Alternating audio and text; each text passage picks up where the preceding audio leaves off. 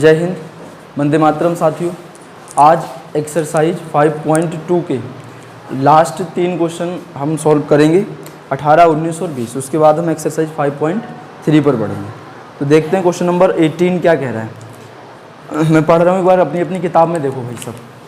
कह रहा है the sum of the 4th and 8th term of an AP is 24 and the sum of the 6th and 10th term is 24 and 44। Find the first 3 term. बहुत आसान question है। देखो क्या कह रहा है क्वेश्चन। Question number 18। मान लें हम थोड़ी देर के लिए कि let the first term of AP का फर्स्ट टर्म क्या है A, एंड कॉमन डिफरेंस इसका कितना हो जाएगा, कॉमन डिफरेंस हो जाएगा D। बात क्लियर है। अब अकॉर्डिंग टू क्वेश्चन क्या कहना चाह रहा है कि कौन कौन से टर्म का, 4th एंड 8th टर्म का, यानी A4 यही तो चौथा टर्म होगा, प्लस A8 यही तो 8वां टर्म होगा। इनका सम कितना है, 24 है नहीं है। अब A4 का मतलब क्या है, A प्लस 3D। A8 का मतलब A plus equal to 24। A और A कितना होगा, 2A, और 7 और 3 कितना हो जाएगा, 10D equal to 24।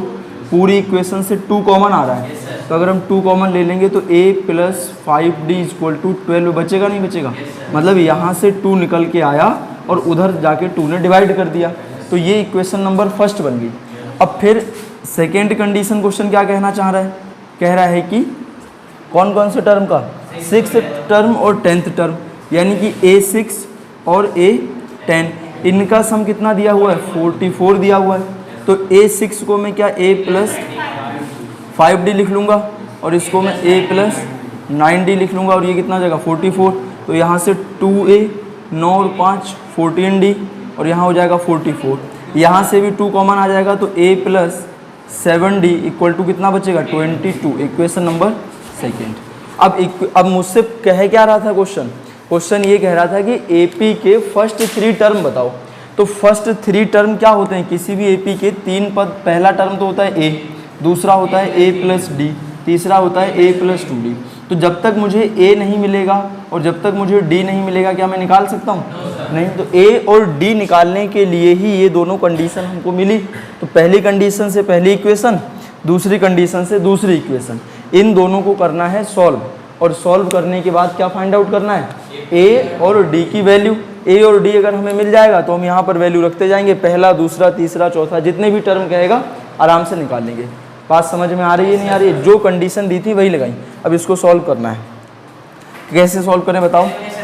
Elimination method से अगर मैं कह दूं कि फ्रॉम इक्वेशन नंबर 1 में से इक्वेशन नंबर 2 को क्या करना है, माइनस करना है, तो क्या हो जाएगा। इक्वेशन नंबर 1 हमारे पास कितनी है, A plus 5D equal to 12, और यहाँ है A plus equal to 22। Minus करो तो ये माइनस, ये माइनस, ये माइनस, इससे तो ये कैंसिल हो जाएगा। यहाँ माइनस का 2D बचेगा और यहाँ माइनस का 10 बचेगा। तो D की वैल्यू यहाँ से कितनी निकल जाएगी, D की वैल्यू आ जाएगी 5। D की वैल्यू निकल गई। अब D की वैल्यू हम किसी भी इक्वेशन में रख दें, किस में रखें बताओ। Putting the value of D in equation number, किस में रखें, 2 में, 2 में रख दो इक्वेशन नंबर 2। तो 2 में रखेंगे तो कितना जगह, A प्लस 7D की वैल्यू कितनी निकली है, 5 इक्वल टू 22। तो A इक्वल टू कितना हो जाएगा, 22, 7 पंजे 35, तो यहाँ से बच जाएगा माइनस का 13। A निकल गया। अब हम निकालेंगे फर्स्ट 3 टर्म ऑफ AP। तो AP के पहले 3 टर्म हमें निकालना है। तो पहला टर्म A, और A की वैल्यू कितनी है, -13। दूसरा टर्म होता है A2 मतलब A प्लस D। A है -13, D है प्लस का 5 इक्वल टू -8। तीसरा टर्म होता है A3, A plus 2D। A हमारे पास कितना है, -13, और 2 multiplied by 5 equal to minus का 3 तो आएगा। और उसके बाद में 3 ही पूछ रहा है तो 3 निकाल देंगे, 4 पूछता तो A प्लस 3D 4D, जितना भी करना है। और अगर ये डायरेक्ट ये वाले तरीके से ना बढ़ना चाहो तो सीधे सीधे कैसे बढ़ते हैं, कि हर एक टर्म में कॉमन डिफरेंस ऐड करते रहो, नेक्स्ट टर्म मिलता रहेगा। जैसे पहला टर्म था -13, कॉमन डिफरेंस ऐड करो 5, -13 में 5 जोड़ोगे तो -8, फिर -8 में 5 जोड़ दोगे तो कितना आएगा -3, -3 में 5 जोड़ दोगे तो प्लस का 2, फिर इसमें जोड़ दोगे 5 तो कितना आ जाएगा 7 आ जाएगा। इस तरह से बढ़ते बढ़ते एपी के जितने मर्जी उतने टर्म हम कैलकुलेट कर सकते हैं। बात समझ में आई कि नहीं? इंपॉर्टेंट क्वेश्चन है बोर्ड एग्जाम के लिए, लिख लो फटाफट।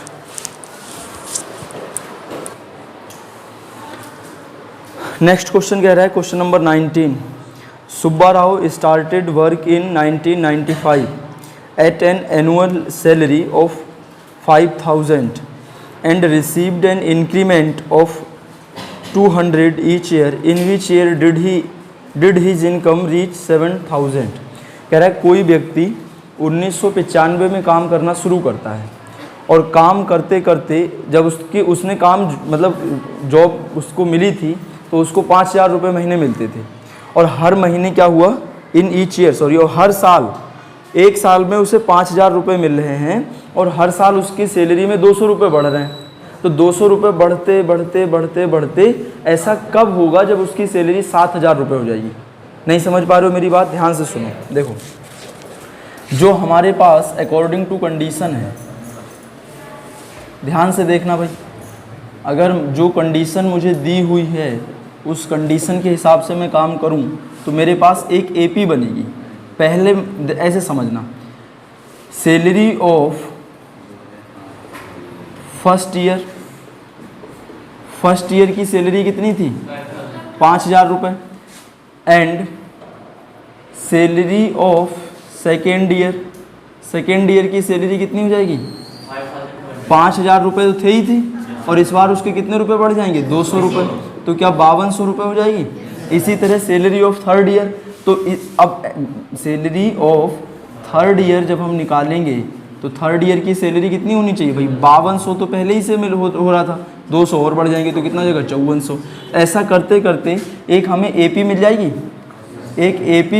और एपी मिल करके हमें जो एपी मिलेगी वो कौन सी मिलेगी, ध्यान से देखना। पहला हो जाएगा 5000, दूसरे साल की सैलरी कितनी हो जाएगी 5200, तीसरे साल की 5400, और ऐसे करते करते करते करते लास्ट में उसकी सैलरी कितनी पहुंच रही है 7000। तो 7000 तक पहुंचते पहुंचते कितने साल लगेंगे? मतलब कहने का ये है कि ए हमको मिला हुआ है 5000, डी हमको कितना है 200, क्योंकि हर साल 200 का इंक्रीमेंट हो रहा है, लास्ट टर्म दिया है मतलब ए एन हमारे पास कितना है 7000, हमें निकालना क्या है एन हमें निकालना है, हाँ या ना। अब हम लगा देंगे फॉर्मूला, क्या होता है A N equal to A plus N minus 1 into D. तो ये कितना है 7000, ये कितना है 5000, और यहाँ कितना है हमारे पास में n माइनस 1, डी की वैल्यू कितनी है 200। 7000 में से 5000 चले गए 2000, और यहाँ कितना बचेगा n माइनस 1 मल्टीप्लाइड बाई 200, तो n माइनस 1 ये 200 इधर डिवाइड करेगा 10 बचेगा, तो n इक्वल टू कितना हो जाएगा 11 साल। 11 साल निकल के आया, यानी अब से लेकर के कह रहा है इन विच ईयर, अब से 11 साल के बाद उसकी सैलरी इतनी हो जाएगी। समझ पा रहे हो? यानी अभी है कितनी, इसका आंसर कितना आ रहा है 2005 आ रहा है 6 आएगा। आंसर देखते हैं एक बार इसका,